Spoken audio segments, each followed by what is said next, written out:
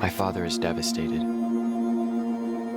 He just found out that wild animals have devoured Joseph, his favorite son. He has 11 sons left, but he can only mourn for Joseph, my brother. For weeks and months he mourns. He will not be consoled by any of his children. He says he will never quit mourning until the day he dies. All I want from my father is for him to love me for who I am. Instead, he only loves me as a substitute. Israel and his 11 sons live under the dark cloud of Joseph's absence. When a famine strikes their land, they must go to Egypt to beg for food. They find that God's plan for their family unfolds in a most unlikely way. Why is Joseph such a favorite? It's a short story. My father is known as Israel, formerly Jacob. He had children by 4 women, but the only one he truly loved was his second wife, Rachel. He loved her from the moment he saw her. She was the last of the 4 women to give him a son, Joseph. He loved Joseph so much because he was Rachel's first son, and he was the first son in my father's old age. Rachel died at the birth of her second son, Benjamin. That's me. So my father has mixed feelings about me. Perhaps it's my fault she died. With Joseph now gone, my father is inconsolable. He has lost his 2 true loves. But in the way that people who grieve sometimes do, my father begins searching for a substitute love. He doesn't have far to look. I am Rachel's only remaining son and Joseph's only full brother. And in the way that people who grieve sometimes do, he becomes obsessed over my well-being. He cannot emotionally afford for anything to happen to me. My brothers shepherd the sheep over vast areas. I stay home with my father.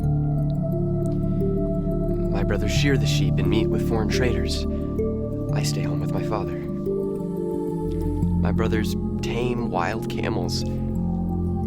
I stay home with my father.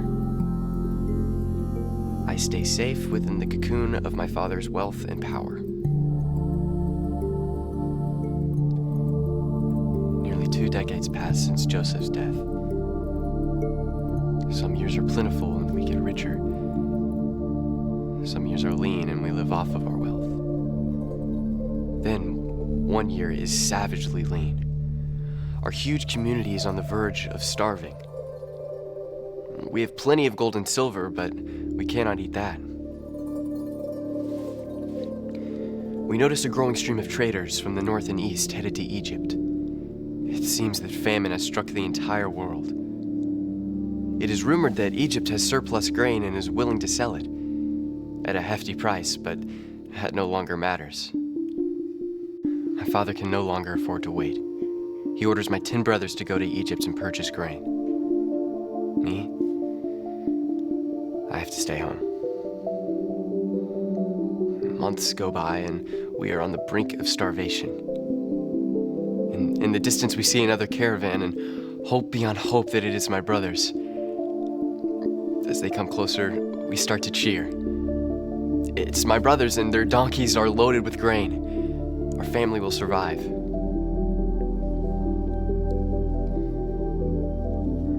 Why aren't my 10 brothers smiling? Wait, there are only 9. That night at dinner, we find out why my 9 brothers are so sober. Reuben talks. The other 8 are deathly quiet. It's a story that places my father in a terrible predicament. They arrive in Egypt and are escorted to the all-powerful man in charge of selling grain to the Egyptians and to foreigners. his headdress and makeup, he was hardly recognizable as a human being.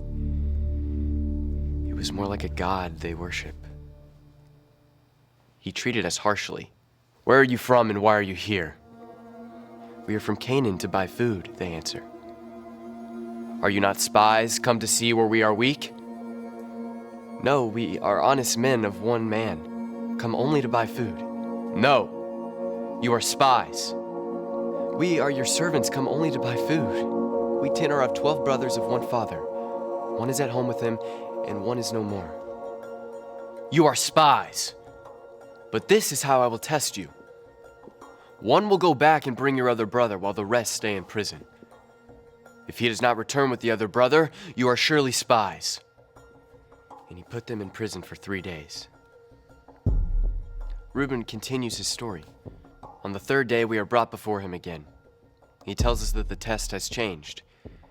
We are to leave one brother behind, while the other 9 return with grain for our family. We must bring back the younger brother to prove we are honest. Reuben does not tell this next part to my father.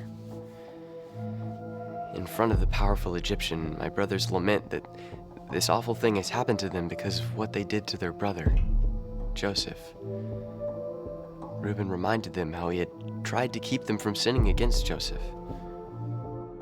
Reuben resumes his story for my father. The powerful man leaves the room with an angry, angry look. He returns and has Simeon taken and bound in front of them. They can say nothing. The next morning we awake to find our donkeys fully loaded with grain that we have paid for with all of our silver. We have no silver left. We leave the city without Simeon.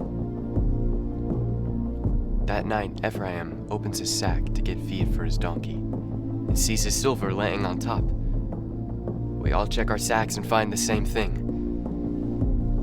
Our hearts sink. The Egyptian will know we stole the silver and are not honest men. What has God done to us? My father breaks down. He laments the loss of Joseph and Simeon. He is willing to sacrifice Simeon in order to keep me safe. Reuben offers his own sons as surety, his own sons, but my father will not relent. They are not returning, and neither am I. Months go by, and the grain dwindles. Finally, we are nearing the point of no return, again. My brothers insist that they take me and go back to Egypt. What good is it for me to starve to death along with the others? He gives in. My father, finally. He sends me double the silver and many precious gifts. We arrive in Egypt and go straight to the man in charge. He doesn't come to see us, but sends his servant to us. The servant takes us to a home. We're shocked. We believe he's going to take our things and place us into slavery. As we approach the entrance to the house, we tell the servant our side of the story. How we paid with our silver, but it was in our sacks when we returned. He shrugs and says he received our silver, so our God must have put it in our bags. From out of nowhere, Simeon appears. We prepare ourselves and our gifts. At lunch, the all-powerful man appears and asks about our father. He looks at me and tests us to find out if I'm the youngest son. Again, he gets angry and leaves the room. We're shocked. No, horrified, but the surprises continue. The man eats by himself. The Egyptians eat by themselves. And we are seated at our own table. Somehow we are seated in birth order, and my share is 5 times everyone else's. We eat more food at that meal than we have been eating in a week. The next morning, our donkeys are loaded with all the grain they can carry. We know better than to insult the Egyptians by looking in them, but we are terrified. We decide to get out of eyesight before looking at our sacks. We nod at each other, so thrilled to have all 11 brothers together. We're almost ready to stop and look when we hear a thunderous sound behind us. Chariots and horses headed our way.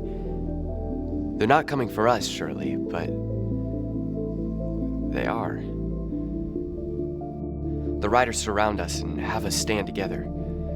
A man accuses us of stealing his master's cup used for drinking and divinations. We protest. We've done nothing of the sort. They start searching our bags from the oldest to the youngest. Nothing, nothing, nothing. And then they reach my bag and pull out the cup. They haul us back to the city. My brothers all offer to be slaves, but we are told that only Benjamin will be kept because he is the guilty one. The rest are free to leave with their donkeys and grain.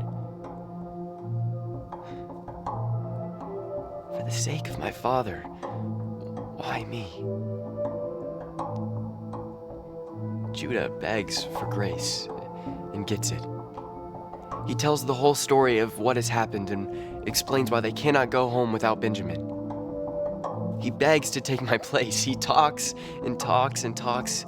He begs. When he finishes, the Egyptian god-man explodes. He commands all of his servants and attendants to leave the room. Death. We're all expecting death. The death that we deserve.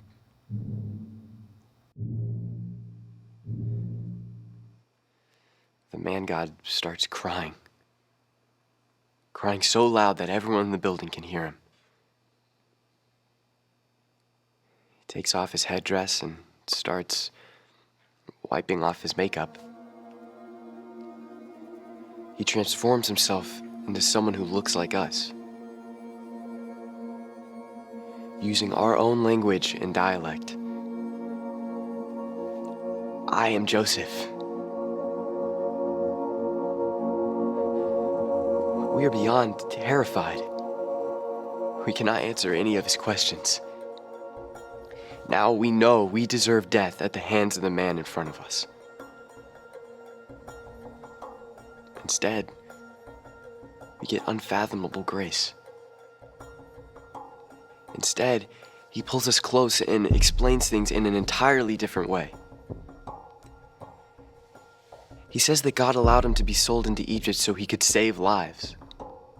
He tells us there would be 5 more years of famine, and he was put in this place to save our lives by a great deliverance. What we meant for evil, God meant for good. He tells us to hurry back to our father and explain everything to him. He tells us to bring back our father, Joseph's father, and all of our community.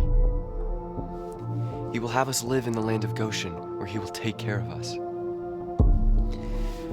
There's a rush of emotion. He hugs me and we both weep.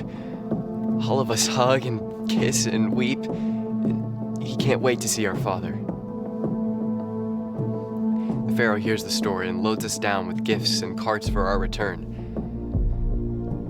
We don't bother to bring all of our possessions because Joseph will fill our every need. On the way out of the city, Joseph gives us a look. A serious look, and says with a wink, "No fighting on the way home."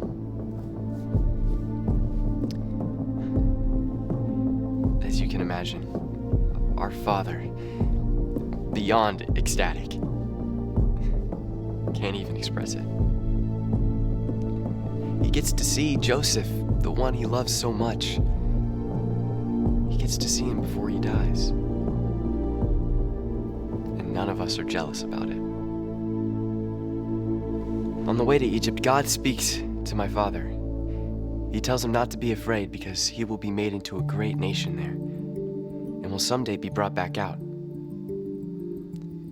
When we arrive, we realize we have 70 direct descendants of Israel, our father. Through 4 generations, and we are only 70 people. It seems as if God is moving very slowly in making our family a great nation. We do not know that the stability of living in Egypt will cause our birth rates to soar. We arrive in Goshen, the land the Egyptians despise because it was only good for shepherds. Joseph arrives in his chariot. He and his father have an indescribable reunion. Later, Joseph presents our father to Pharaoh, and he blesses Pharaoh. We are granted the land of Goshen to live in. Over the next 5 years, Joseph purchases almost the entirety of the land of Egypt with the grain he had stored. He does not buy the land of the priests. He rents the land back to the people in return for 20% of the harvest. Before our father dies, he blesses Joseph's sons and takes them as his own. That is why the tribe of Joseph is known as the two half-tribes of Ephraim and Manasseh. He blesses all of his other sons, too. With those blessings, we begin to have an inkling that our family's future lays in the family of Judah. Our father lives 17 more years. He makes Joseph promise that when his people leave Egypt, that they will take his bones and bury them with his forefathers and Rebekah. Years later, on his deathbed, Joseph makes the same request. It